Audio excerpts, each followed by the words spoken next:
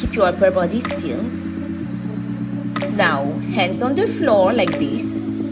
And you're just going to raise those feet up like this. Make sure you engage your core. Inhale, exhale. Very good. Inhale.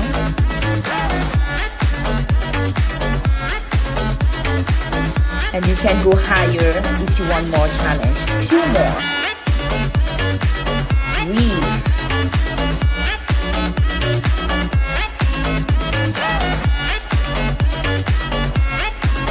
Awesome. And release. Are you ready? Now we stay on the ground and we're going to take a plank position on the knees for the easy version and on the feet like this for more challenging version. Hold it. Make sure